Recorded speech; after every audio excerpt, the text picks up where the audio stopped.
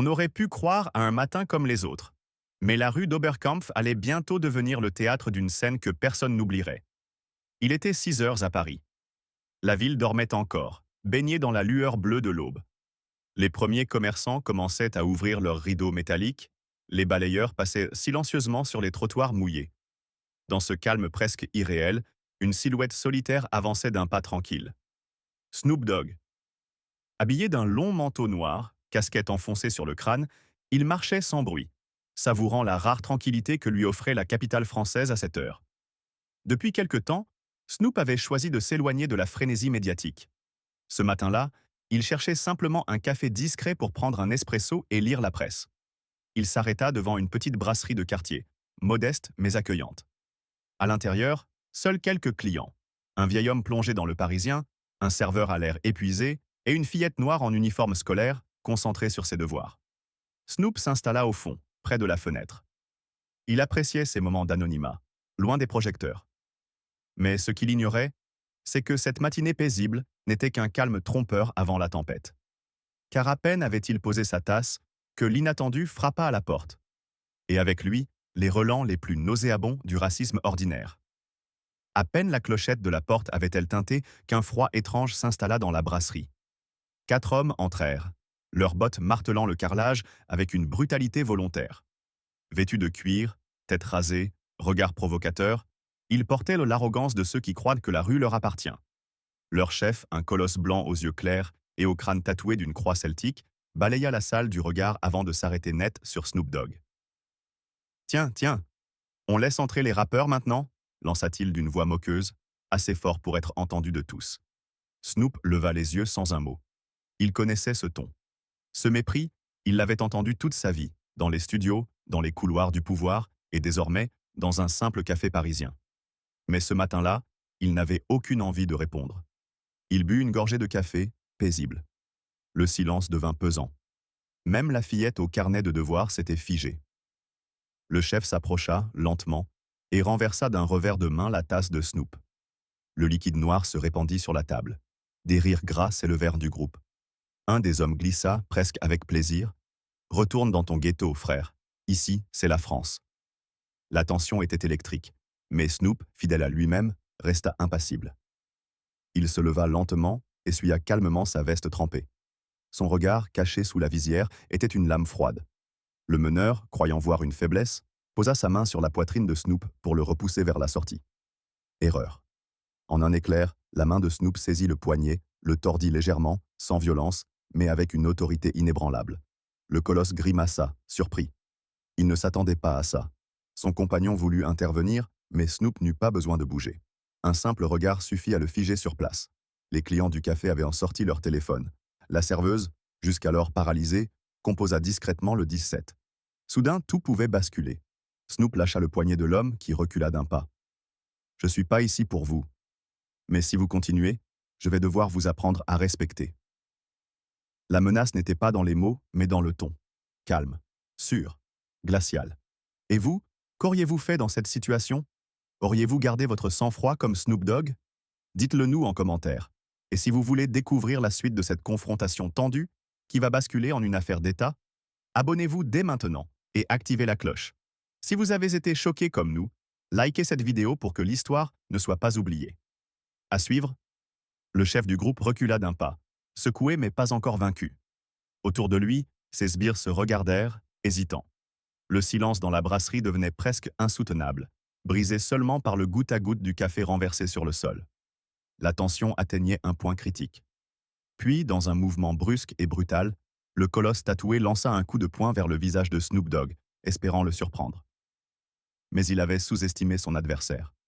Snoop pivota avec une fluidité étonnante, esquivant l'attaque, et d'un mouvement du bras, retourna l'élan de son assaillant contre lui. L'homme perdit l'équilibre et s'écrasa sur une table voisine, renversant tasses et assiettes. Les clients crièrent et se levèrent précipitamment pour s'éloigner. Une femme hurla. La petite fille s'abrita sous une chaise, les mains sur les oreilles.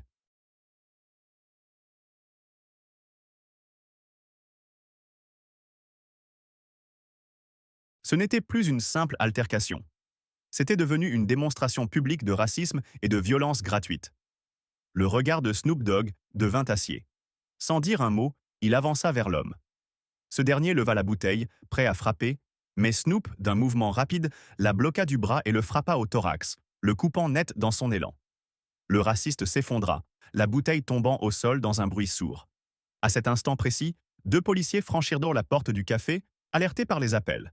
Ils virent les corps au sol, les clients paniqués, et Snoop Dogg debout, seul, respirant lentement.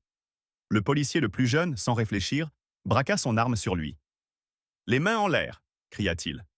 Le second, plus expérimenté, analysa rapidement la scène, repéra les couteaux, les bouteilles brisées, les hommes à terre.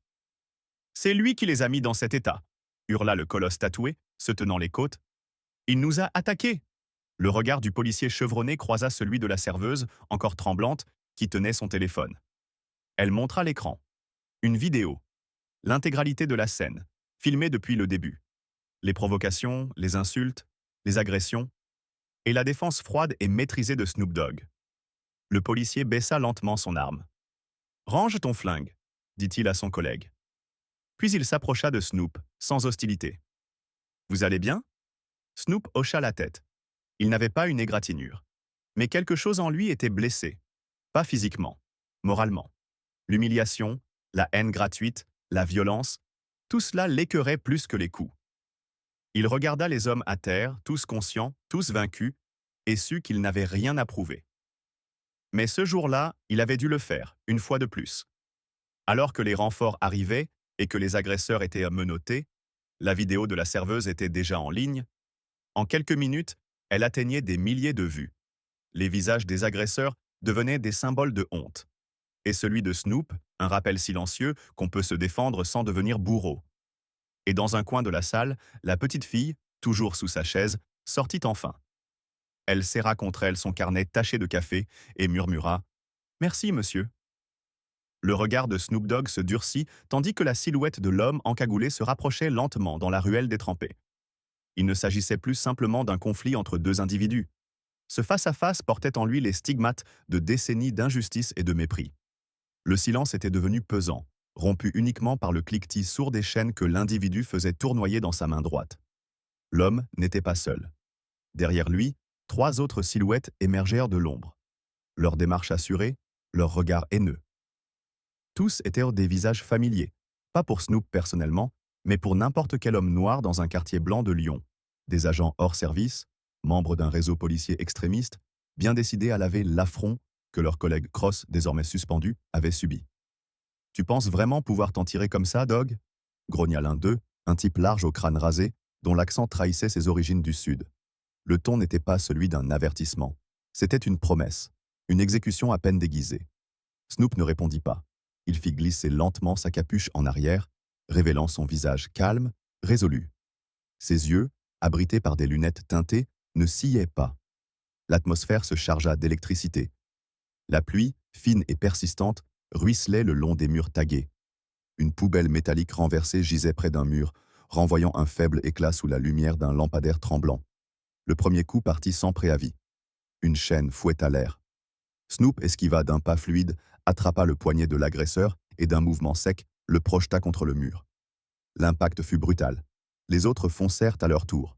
Une pluie de coups s'abattit, mais Snoop dansait entre eux, esquivait, bloquait, répliquait.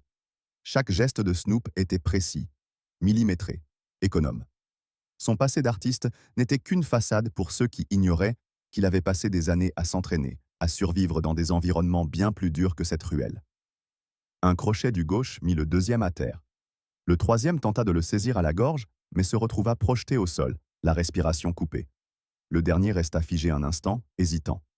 Dans ses yeux, la haine vacilla, remplacée par une peur plus viscérale. Snoop s'avança, le regard ancré dans celui de son adversaire. « C'est ça votre justice ? Des coups dans le noir ?» demanda-t-il d'une voix posée, mais pleine de menaces contenues. L'homme recula, puis tourna les talons et disparut dans la nuit. La ruelle redevint silencieuse. Les corps gisaient autour de Snoop, haletants, blessés, mais vivants. Il ne les avait pas anéantis, juste arrêtés. Il passa lentement une main sur son manteau trempé, remit sa capuche et reprit sa marche comme si rien ne s'était passé. Mais cette nuit-là, quelque chose avait changé. La violence n'avait pas triomphé. Le silence, la maîtrise et la dignité d'un homme seul avait à parler plus fort que tous les coups de portée. Et cette leçon, Lyon n'allait pas l'oublier de sitôt. Le regard de Snoop Dogg se durcit, tandis que la silhouette de l'homme encagoulé se rapprochait lentement dans la ruelle détrempée. Il ne s'agissait plus simplement d'un conflit entre deux individus. Ce face-à-face portait en lui les stigmates de décennies d'injustice et de mépris. Le silence était devenu pesant, rompu uniquement par le cliquetis sourd des chaînes que l'individu faisait tournoyer dans sa main droite. L'homme n'était pas seul. Derrière lui, trois autres silhouettes émergèrent de l'ombre. Leur démarche assurée, leur regard haineux. Tous étaient des visages familiers, pas pour Snoop personnellement, mais pour n'importe quel homme noir dans un quartier blanc de Lyon. Des agents hors service, membres d'un réseau policier extrémiste, bien décidés à laver l'affront que leur collègue Cross, désormais suspendu, avait subi. « Tu penses vraiment pouvoir t'en tirer comme ça, Dog ?» grogna l'un d'eux, un type large au crâne rasé, dont l'accent trahissait ses origines du Sud. Le ton n'était pas celui d'un avertissement. C'était une promesse, une exécution à peine déguisée. Snoop ne répondit pas. Il fit glisser lentement sa capuche en arrière, révélant son visage calme, résolu. Ses yeux, abrités par des lunettes teintées, ne sciaient pas. L'atmosphère se chargea d'électricité. La pluie, fine et persistante, ruisselait le long des murs tagués. Une poubelle métallique renversée gisait près d'un mur, renvoyant un faible éclat sous la lumière d'un lampadaire tremblant. Le premier coup partit sans préavis. Une chaîne fouetta l'air. Snoop esquiva d'un pas fluide, attrapa le poignet de l'agresseur et d'un mouvement sec, le projeta contre le mur. L'impact fut brutal. Les autres foncèrent à leur tour. Une pluie de coups s'abattit, mais Snoop dansait entre eux, esquivait, bloquait, répliquait. Chaque geste de Snoop était précis, millimétré, économe. Son passé d'artiste n'était qu'une façade pour ceux qui ignoraient qu'il avait passé des années à s'entraîner, à survivre dans des environnements bien plus durs que cette ruelle. Un crochet du gauche mit le deuxième à terre. Le troisième tenta de le saisir à la gorge, mais se retrouva projeté au sol, la respiration coupée. Le dernier resta figé un instant, hésitant. Dans ses yeux, la haine vacilla, remplacée par une peur plus viscérale. Snoop s'avança, le regard ancré dans celui de son adversaire. « C'est ça votre justice ?» « Des coups dans le noir ?» demanda-t-il d'une voix posée, mais pleine de menaces contenues. L'homme recula, puis tourna les talons et disparut dans la nuit. La ruelle redevint silencieuse. Les corps gisaient autour de Snoop, haletants, blessés, mais vivants. Il ne les avait pas anéantis, juste arrêtés. Il passa lentement une main sur son manteau trempé, remit sa capuche et reprit sa marche comme si rien ne s'était passé. Mais cette nuit-là, quelque chose avait changé. La violence n'avait pas triomphé. Le silence, la maîtrise et la dignité d'un homme seul avaient parlé plus fort que tous les coups portés. Et cette leçon, Lyon n'allait pas l'oublier de sitôt. À peine quelques rues plus loin, alors que Snoop s'éloignait de la scène, une voiture sombre, vitres teintées, s'arrêta doucement à l'angle d'une ruelle. Deux silhouettes à l'intérieur, visiblement tendues, observèrent des lieux. Le conducteur, un homme au visage anguleux, décrocha son téléphone et murmura « Il a neutralisé l'unité. On a sous-estimé ce type. » Quelques minutes plus tard, Snoop atteignit le parvis d'un petit théâtre abandonné où les tags sur les murs racontaient une histoire différente de celle que l'on voyait à la télévision. Il entra sans bruit. À l'intérieur, un homme l'attendait. Malik, un ancien militaire devenu journaliste indépendant, qui enquêtait depuis des mois sur les exactions policières dans la région Rhône-Alpes. « Ils ont franchi un cap ce soir », dit Malik en tendant à Snoop une clé USB. « Tu veux que ça s'arrête ? Voilà les noms, les preuves, les communications. » Snoop fixa la clé. Il savait ce que cela impliquait. Il ne s'agissait plus d'une riposte physique, c'était une guerre d'information. Une guerre où la vérité serait son arme la plus puissante. « On balance tout demain matin, dit-il calmement. Ils veulent la guerre ? On va leur apprendre ce que c'est que d'affronter un homme debout. » L'aube pointait lentement derrière les vitres brisées du théâtre. Et avec elle, une nouvelle étape du combat venait de commencer. La pluie avait cessé, mais l'odeur d'ozone et de goudron mouillé planait encore dans l'air. Snoop Dogg marchait d'un pas lent, mais décidé à travers les ruelles de la Guillotière. Son manteau ruisselait, et ses chaussures claquèrent sur les pavés, chaque pas semblant peser plus lourd que le précédent. Il savait que ce qu'il venait d'affronter n'était qu'un avertissement, une répétition générale. Le vrai combat, celui dans l'ombre, ne faisait que commencer. Quelques mètres plus loin, une voiture noire aux vitres teintées attendait, moteur au ralenti. Snoop reconnut la silhouette derrière le volant. C'était Malik, un ancien boxeur devenu journaliste indépendant, l'un des rares à ne pas avoir peur de dénoncer la corruption policière. Malik ouvrit la portière sans dire un mot. Snoop s'installa sur le siège passager. Ils ont bougé, dit Malik en lançant un regard dans le rétroviseur. Deux d'entre eux sont passés devant la mairie, l'autre vers le commissariat. Ils sont nerveux. Snoop acquiesça. Ils savent que leur jeu touche à sa fin. Mais ça les rend plus dangereux. Le silence s'installa un instant. Malik alluma la radio, mais Snoop l'éteignit immédiatement. Il n'avait pas besoin de musique, il avait besoin de concentration. Son esprit repassait chaque détail de la nuit. Les visages, les gestes, les insultes. Une haine raciale à peine voilée. Une soif de domination nourrie par l'impunité. « J'ai reçu une vidéo », dit soudain Malik. Un témoin a tout filmé depuis un balcon. On voit clairement les 4 types te tomber dessus. Et on voit aussi comment tu t'en es sorti. C'est propre. Trop propre pour qu'ils puissent raconter leur version sans se contredire. Snoop regarda droit devant. Il savait que cette vidéo allait circuler. Et il savait qu'elle ne servirait pas qu'à le blanchir. Elle serait une étincelle, un déclencheur. En voilà à l'avocate et à Amira. Amira, l'avocate des causes impossibles. Celle qui s'était déjà opposée à des juges, des préfets, des procureurs pour défendre des victimes que personne ne voulait entendre. Elle connaissait bien le système. Et elle connaissait encore mieux ses failles. Quelques heures plus tard, dans un petit cabinet au 6e étage d'un immeuble anonyme, Amira visionnait la vidéo en silence. Ses yeux, d'ordinaire doux et calmes, brillaient d'une colère froide. Quand elle releva la tête, elle avait déjà pris sa décision. « On ne va pas juste les dénoncer, dit-elle.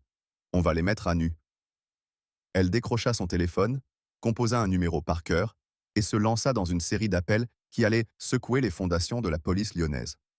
Pendant ce temps, dans les couloirs du commissariat central, l'agitation régnait. L'identité de Snoop Dogg avait enfin été confirmée. Pas seulement le rappeur, mais l'homme que certains services secrets avaient autrefois classé comme dangereux pour l'ordre établi. Sa présence à Lyon n'était pas une coïncidence. Elle était une menace. « On doit agir », gronda le commissaire Lemoine, un homme massif à la mâchoire carrée. « Il faut le discréditer, avant qu'il ne devienne un symbole. » Mais il était trop tard. Le symbole, Snoop l'était déjà.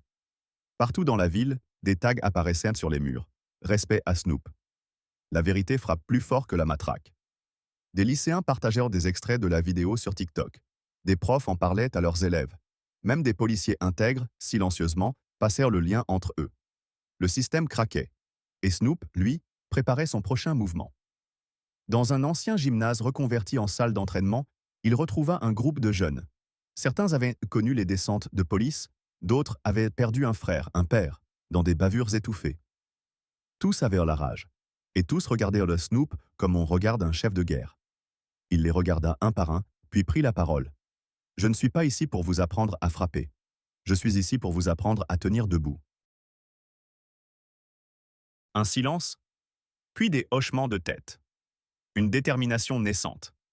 La résistance ne serait pas violente. Elle serait digne, stratégique. Et surtout, filmée, enregistrée, transmise. La nuit tombait de nouveau sur Lyon.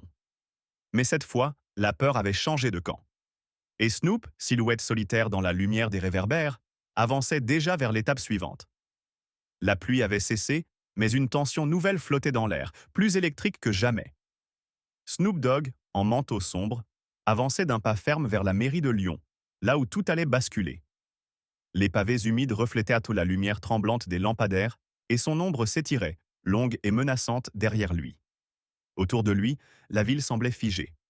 Mais dans les sous-sols du pouvoir, ça bouillonnait. Commissaire Lemoine, blême, venait de recevoir une alerte de ses supérieurs.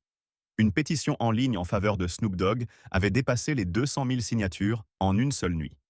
Et sur les réseaux sociaux, le hashtag « un hashtag Justice pour Snoop » explosait. Lemoine frappa du poing sur la table. Il faut le faire tomber. Maintenant. Dans une ruelle voisine, Malik filmait. Il n'avait pas lâché Snoop d'une semelle. Grâce à un contact à la préfecture, il avait appris qu'un piège allait être tendu ce soir. Des agents en civil, non identifiables, avaient reçu l'ordre de provoquer une altercation avec Snoop devant la mairie.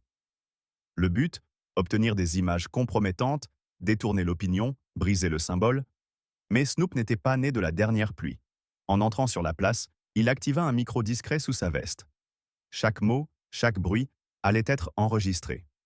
Et dans un coin, Amira, l'avocate, avait installé une caméra embarquée sur une poussette. À quelques mètres de là, des jeunes du quartier, habillés comme de simples passants, tenaient chacun un téléphone en mode vidéo. À 20h02, un homme blanc, musclé, surgit de l'ombre. Il bouscula Snoop violemment. « Qu'est-ce que tu fais là, sale racaille?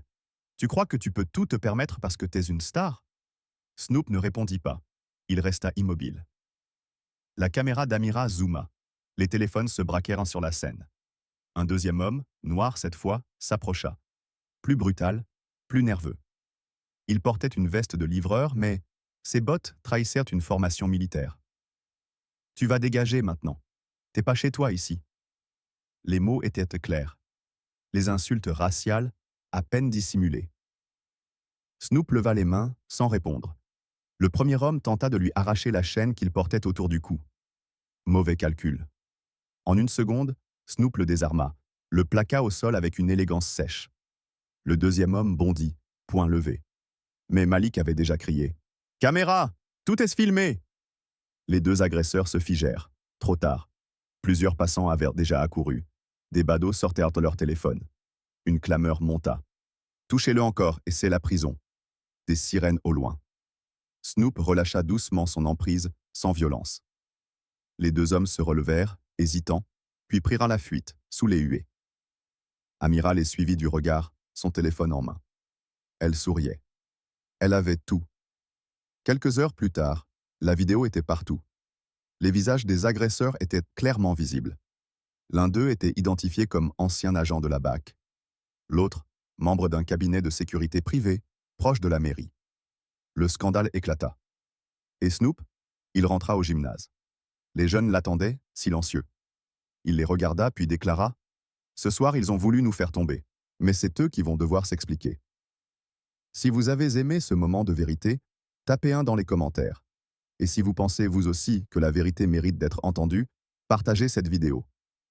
La suite arrive. La pluie avait cessé, mais une tension nouvelle flottait dans l'air, plus électrique que jamais. Snoop Dogg, en manteau sombre, avançait d'un pas ferme vers la mairie de Lyon, là où tout allait basculer. Les pavés humides reflétaient la lumière tremblante des lampadaires, et son ombre s'étirait, longue et menaçante, derrière lui. Autour de lui, la ville semblait figée, mais dans les sous-sols du pouvoir, ça bouillonnait. Commissaire Lemoine, blême, venait de recevoir une alerte de ses supérieurs. Une pétition en ligne en faveur de Snoop Dogg avait dépassé les 200 000 signatures en une seule nuit. Et sur les réseaux sociaux, le hashtag « un hashtag justice pour Snoop » explosait. Lemoine frappa du poing sur la table. Il faut le faire tomber, maintenant. Dans une ruelle voisine, Malik filmait. Il n'avait pas lâché Snoop d'une semelle. Grâce à un contact à la préfecture, il avait appris qu'un piège allait être tendu ce soir. Des agents en civil, non identifiables, avaient reçu l'ordre de provoquer une altercation avec Snoop devant la mairie. Le but?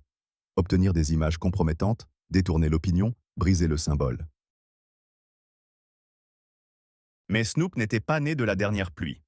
En entrant sur la place, il activa un micro discret sous sa veste. Chaque mot, chaque bruit allait être enregistré. Et dans un coin, Amira, l'avocate, avait installé une caméra embarquée sur une poussette. À quelques mètres de là, des jeunes du quartier, habillés comme de simples passants, tenaient chacun un téléphone en mode vidéo. À 20h02, un homme blanc, musclé, surgit de l'ombre. Il bouscula Snoop violemment. « Qu'est-ce que tu fais là, sale racaille? Tu crois que tu peux tout te permettre parce que t'es une star ?» Snoop ne répondit pas. Il resta immobile. La caméra d'Amira zooma. Les téléphones se braquèrent sur la scène. Un deuxième homme, noir cette fois, s'approcha. Plus brutal, plus nerveux. Il portait une veste de livreur, mais ses bottes trahissaient une formation militaire. « Tu vas dégager maintenant. T'es pas chez toi ici. » Les mots étaient clairs. Les insultes raciales, à peine dissimulées. Snoop leva les mains, sans répondre. Le premier homme tenta de lui arracher la chaîne qu'il portait autour du cou. Mauvais calcul. En une seconde, Snoop le désarma, le plaqua au sol avec une élégance sèche. Le deuxième homme bondit, poing levé.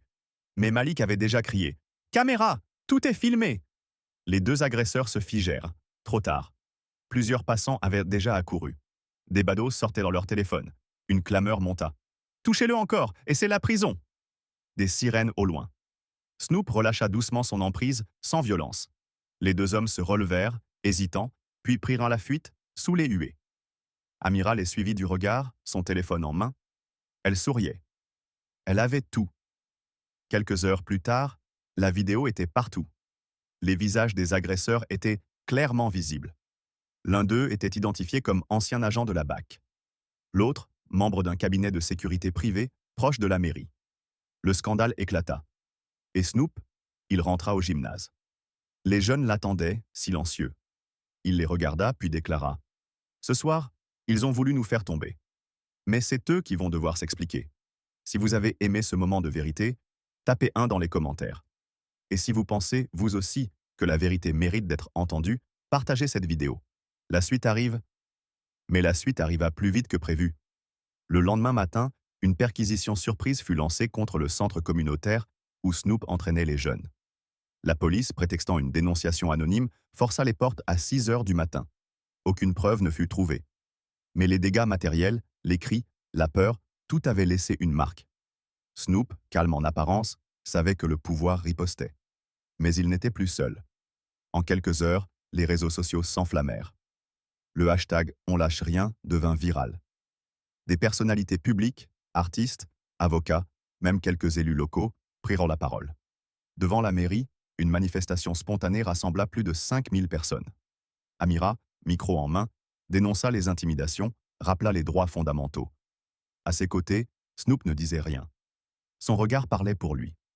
Mais ce soir-là, un inconnu l'attendait devant chez lui. Grand, rasé de près, en costume sobre, il n'appartenait pas à la police ni à la presse. Il remit à Snoop une enveloppe épaisse, sans un mot. À l'intérieur, des documents confidentiels, des preuves, des noms, des conversations enregistrées, des ordres signés. Tout ce qu'il fallait pour faire tomber le moine, et peut-être plus haut encore. Snoop fixa l'homme. Celui-ci dit simplement « Tu n'es plus le seul à te battre. » Le destin venait de changer de camp. Et la tempête, elle, ne faisait que commencer. En 2025, à l'heure où la technologie semble tout contrôler, où l'information circule à la vitesse de la lumière mais où la vérité reste souvent muselée, l'histoire de Snoop Dogg à Lyon nous rappelle que l'humain, le courage, la solidarité peuvent encore renverser les rapports de force. Ce n'était pas qu'une altercation de plus entre un homme noir et des représentants d'un système corrompu. C'était une démonstration de calme, de stratégie et surtout de résistance non violente. Dans une société où la couleur de peau peut encore faire de vous une cible, l'attitude de Snoop, entouré de jeunes, de citoyens éveillés et d'alliés inattendus, représente une forme moderne de leadership. Cette histoire, gravée dans les mémoires numériques de millions de personnes, nous enseigne que la vigilance collective est notre meilleure arme. Ce n'est pas seulement la force physique, mais la force morale, le sens de la justice et la puissance de la vérité qui finissent toujours par triompher. En 2025, plus que jamais, il est temps de choisir son camp, le silence ou l'action. Et vous, êtes-vous prêt à faire partie de ceux qui refusent de se taire? Soutenez Snoop dans ce combat.